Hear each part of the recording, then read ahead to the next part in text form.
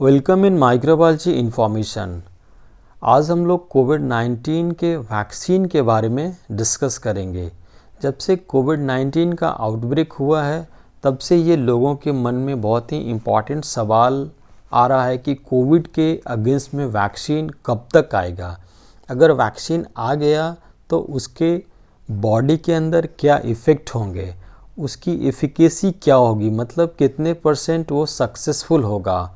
और दूसरा सवाल आता है कि वो लोगों तक पहुंच पाएगा कि नहीं पहुंच पाएगा। अगर पहुंच पाएगा तो कितना टाइम लगेगा, मतलब कितने सालों या कितने महीनों के बाद सभी लोगों को इम्यूनाइज कर दिया जाएगा कोविड के वैक्सीन के द्वारा। ये ढेर सारे सवाल हैं कोविड-19 वैक्सीन के अगेंस्ट में, ये सब हम आज जानने की कोशिश करेंगे। तो सबसे पहले जो पूरे वर्ल्ड में कोविड के अगेंस्ट में जो वैक्सीन बन रहे हैं वो मोर देन 100 वैक्सीन जो हैं जो अंडर ट्रायल हैं, जिसको WHO अप्रॉक्स 70 वैक्सीन को WHO जो है बहुत ही थोरोली मॉनिटर कर रहा है। उसमें से कुछ वैक्सीन ऐसे हैं जो मार्केट में बहुत जल्दी आने वाले हैं विथ स्टैंडर्ड, जिसमें एक वैक्सीन है USA की मॉडर्ना और दूसरी है फाइज़र की वैक्सीन। ये दो वैक्सीन अपने सारे ट्रायल जो है फर्स्ट स्टेज, सेकेंड स्टेज और थर्ड स्टेज, ये सारे ट्रायल उन्होंने करे हैं और लगभग इनका जो डेटा है वो एक स्टैंडर्ड वैक्सीन के लेवल का है। अगर हम मॉडर्ना की बात करें तो इसकी जो इफ़िकेसी है वो 94.5% है, जो कि एक बहुत ही अच्छे वैक्सीन का स्टैंडर्ड का माना जाता है।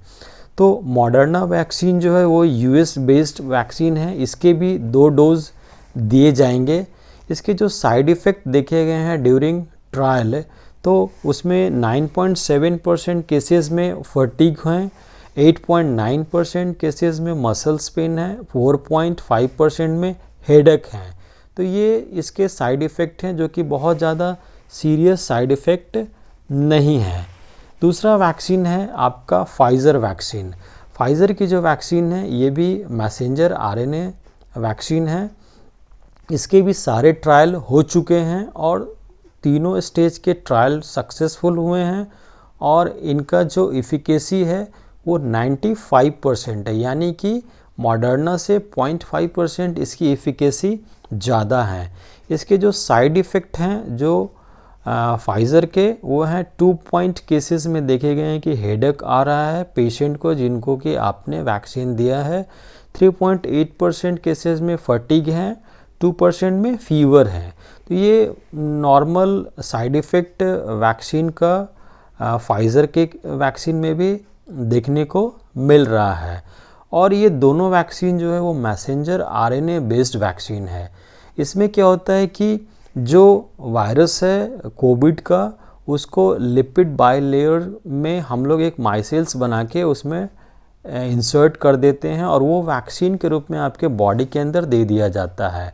और जैसे ही आपके बॉडी के सेल में ये जाता है तो आपके सेल के साइटोप्लाज्म में जो राइबोसोम्स है उस राइबोसोम्स की मदद से ये सिंथेसिस करता है प्रोटीन का, और ये प्रोटीन जो है इम्यूनोजेनिक है जो कि सिग्नल देता है आपके T सेल को, और T सेल इस प्रोटीन के अगेंस्ट में जिसको कि ये एंटीजन ट्रीट कर रहा है इसके अगेंस्ट में स्पेसिफिक एंटीबॉडी जनरेट करता है और वो एंटीबॉडी 100% इफ़ेक्टिव होता है उस कोविड-19 के एंटीजेन के अगेंस्ट में। जब आपका एनकाउंटर होगा कोविड वायरस से तो ये एंटीबॉडी उस कोविड वायरस के एंटीजेन के साथ बहुत ही आसानी से फाइट करके उसको न्यूट्रलाइज कर रहा है।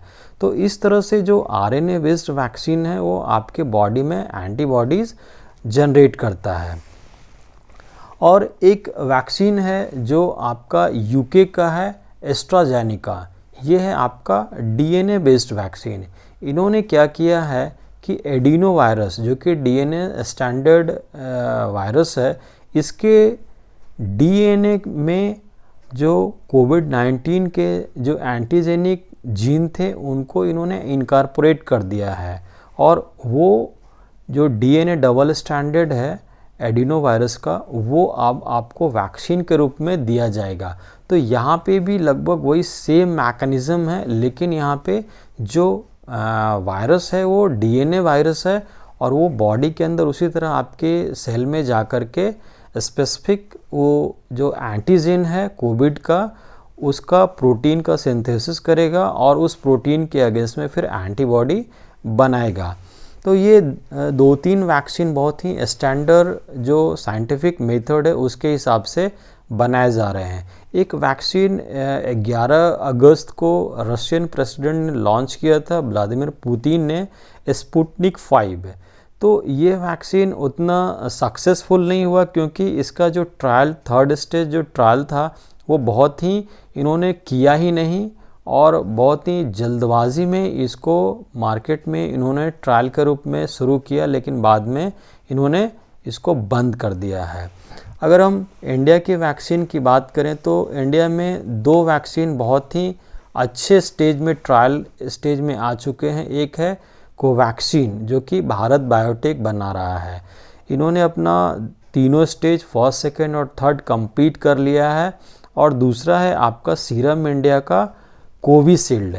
इनका भी 3rd स्टेज ट्रायल कंप्लीट हो गया है और इन्होंने अपना पूरा जो ट्रायल किया था उसका डेटा जो है CDSCO को इन्होंने सबमिट किया है, Central Drug Standard Control Organisation को, और इसका स्टडी अभी CDSCO कर रहा है और आने वाले टाइम में 3 से 4 महीने में ये भी मार्केट में आ जाएगा। और मुझे लगता है कि जो इंडियन वैक्सीन है कोवैक्सीन और आपका कोविशील्ड, ये बहुत ही कॉस्ट इफ़ेक्टिव होगा और ज़्यादातर इंडियन को ये वैक्सीन मिल जाएंगे बहुत ही आसानी से।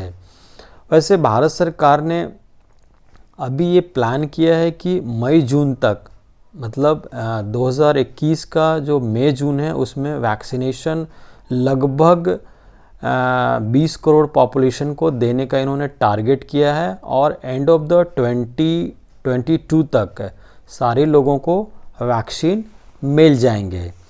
तो ये जो वैक्सीन के जो डिफरेंट आपने अभी जाना, एक इम्पॉर्टेंट सवाल होता है कि क्या हम वैक्सीनेशन अगर एक बार हमारा कोविड से हो जाएगा तो दोबारा हम कोविड के डिजीज से हमेशा के लिए बच जाएंगे? तो इसका सवाल, ये जो सवाल है इसका, कोविड का जो वायरस है वो माइल्ड म्यूटेशन कर रहा है, लेकिन अगर आपके बॉडी को इम्यूनाइज कर दिया गया है कोविड के वैक्सीन से, तो जो माइल्ड चेंजेस आएंगे अगर कोविड के स्ट्रेन में, तो आपका जो एंटीबॉडी जो बनाएगा शरीर वो हालांकि इफ़ेक्टिव रहेगा कि अगर स्ट्रेन में चेंजेस आ भी गए तो वो आपको प्रोटेक्ट करेगा। तो आप ये समझ के वैक्सीन ना लें कि हमने वैक्सीन ले भी लिया तो कोविड हमें हो जाएगा, ऐसा नहीं है। आपका बॉडी इम्यूनाइज्ड हो जाएगा और 99% चांसेस रहेंगे कि आपको कोविड का अगर इन्फेक्शन हो भी जाता है आफ्टर वैक्सीनेशन तो बहुत ज़्यादा कॉम्प्लिकेशन में आप नहीं जाएंगे, क्योंकि जो एंटीबॉडी बनेगा शरीर के अंदर वो मोर और लेस अगर स्ट्रेन में चेंजेस आ भी गए तो वो उससे आपको बचाने में सक्षम होगा। तो अगर वैक्सीनेशन स्टार्ट होता है भारत सरकार के द्वारा या किसी भी NGOs के द्वारा, जैसे WHO है या गेट्स फाउंडेशन के द्वारा भी बहुत सारे वैक्सीन दिए जाते हैं, तो आप उस वैक्सीनेशन प्रोग्राम में शामिल हों और अपने आप को वैक्सीन ले करके कोविड के अगेंस्ट में इम्यूनाइज्ड हो जाएं। Thank you for watching microbiology information.